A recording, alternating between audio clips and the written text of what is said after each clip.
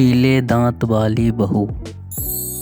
रंजना कभी ब्रश नहीं करती थी। उसे कितनी बार उसके माँ बाप ने डांटा, लेकिन उसका कोई असर उस पर होता ही नहीं था, जिस कारण से उसके दांत पीले पीले हो जाते हैं। शादी के बाद अरे बहू, वैसे तो तुझ में कोई कमी नहीं है, पर तेरे दांत इतने पीले कैसे हैं बेटा? कैसे मतलब? कोई सर्जरी थोड़ी ना कराइए। वो तो क्या नाम, मैं ब्रश नहीं करती थी तो पीले हो गए। अब क्या करूं? आप कहें तो लाल करवा लूं या फिर काले? यार ये क्या है, क्यों माँ से लड़ रही हो? लड़ रही हूँ? अरे मैं लड़ रही हूँ या ये बोल रही है कि दांत पीले हैं, पीले। अरे तपस्या थोड़ी ना की है इन्हें पीले करने के लिए। बकायदा ब्रश नहीं किया है 20 साल तक, तब जाकर। छी, कैसी बात कर रही हो? ये उस वक्त तो पीले नहीं थे जब हम लोग तुम्हें देखने आए थे। अरे तब साफ करवा लिया होगा डेंटिस्ट के पास जाकर। अब देखो कैसे पीले पीले लग रहे हैं। रंजना सास की तरफ गुस्से से देखती है।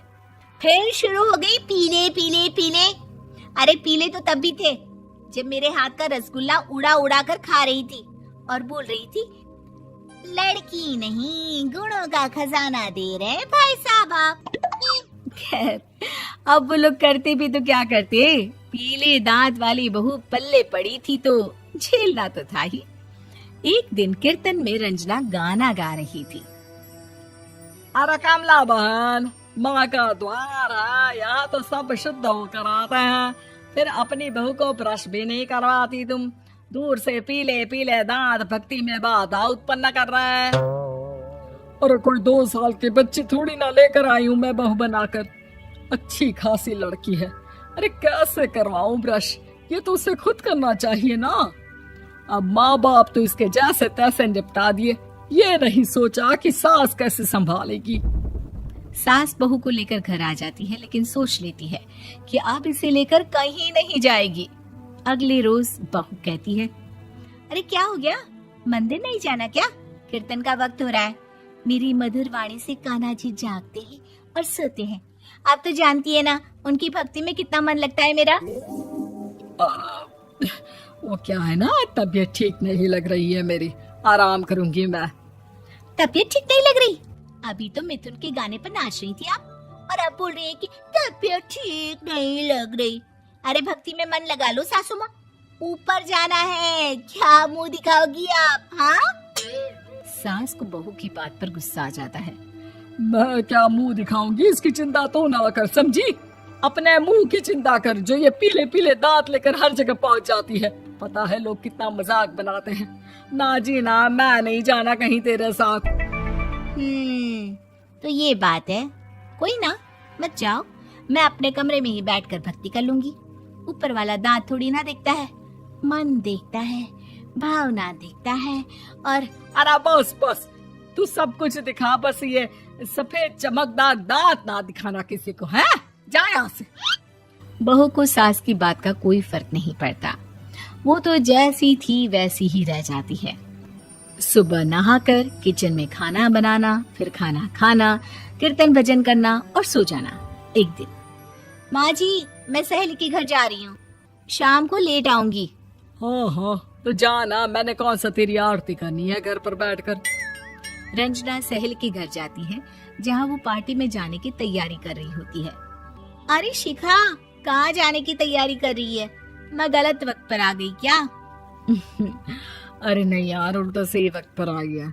मैंने ये साड़ी और ज्वेलरी निकाली है यार, शाम को इनके ऑफिस की एक पार्टी में जाना है। बताना कैसा लग रहा है ये सब? नहीं यार, इस ड्रेस के साथ तो वो वाली ज्वेलरी अच्छी लगेगी। हाँ हाँ सही बोल रही है, मैंने ध्यान ही नहीं दिया। वैसे तो हमेशा से मस्त फैशन सेंस रखती है।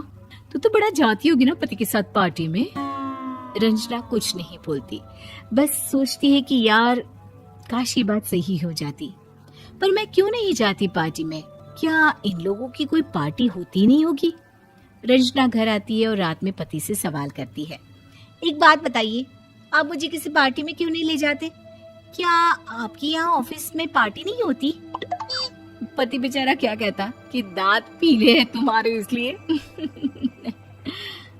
अरे कोई पार्टी होती नहीं हम लोगों के ऑफिस में, तो कहाँ से लेकर जाऊं? और मार्केट, मॉल, कहीं वीकेंड घूमना, कहीं तो। अरे यार, सारे हफ्ते में एक छुट्टी मिलती है, तो सोचता हूँ कि आराम ही कर लूं। क्यों? रंजना मन मार के रह जाती है। पहले कभी सास के साथ मंदिर जाया करती थी, लेकिन वो भी सास ने ले जाना बंद कर दिया। घर बैठी बैठी रंजना बोर हो जाती है। तभी उसे आइडिया आता है और वो मायके जाने का सोचती है। सासू माँ, 2 दिनों के लिए मम्मी के घर जा रही हूँ। अच्छा ठीक है, आराम से जा। और हाँ, माँ से कुछ अच्छी आदत सीख कर आना कि कैसे शरीर के हर भाग की तरह दांतों की सफाई भी जरूरी होती है, समझी? शुरू हो गई ना आप। वो लोग आपकी तरह नहीं है कि छोटी छोटी बात का बतंगड़ बना दे। उन लोगों के लिए मैं मायने रखती हूँ, ना कि मेरे पीले पीले दांत। रंजना माँ को बिना बताए उन लोगों को सरप्राइज देती है, लेकिन जैसे ही वो दरवाजे पर पहुंचती है, अंदर देखती है कि घर वाले कहीं जा रहे होते हैं। अब माँ, काश रंजना दीदी के दांतों वाली प्रॉब्लम नहीं होती, तो वो भी हम लोगों के साथ चलती ना बुआ जी की बेटी की शादी में। हाँ बेटा, लेकिन अब उसे कौन समझाए कि उसको उसके पीले दांत नहीं दिखते, लेकिन उसके आसपास के लोगों को कितना एम्बैरेसिंग फील कराते हैं। मुझे तो कितनी बार उसके स्कूल की टीचर ने शिकायत की कि उसके साथ कोई लड़की बैठना भी नहीं चाहती, और ना ही कॉलेज में कोई उससे बात करना चाहता था। लेकिन पता नहीं क्यों उसे ये बात समझ में ही नहीं आती। कोई कमी नहीं है उस लड़की में, बस यही कि दांत पीले हैं। वो तो भला हो जीजाजी और उनकी माँ का, जो दीदी को जैसी है वैसे ही रखा हुआ है। रंजना को अपने घर वालों की बात सुनकर बहुत दुख होता है। वो सोचती है कि वो क्या करे, लेकिन फिर वो सीधा डेंटिस्ट के पास जाती है, अपने दांत चमकाती है और कसम खाती है कि वो रोज ब्रश करेगी। अरे क्या हो गया? तुम तो 2 दिनों के लिए गई थी ना, पर कोई ना, अच्छा है, चलो आ गई तो। रंजना सास के सामने आकर खड़ी हो जाती है और पूरी स्माइल करती है, उसके चमकदार दांतों को दिखाती हुई। हैं? चले मंदिर? माँ, मुझे माफ कर दीजिए, मैंने आप लोगों को बहुत एम्बैरेसिंग फील करवाया। मैं आज से रोज ब्रश करूंगी।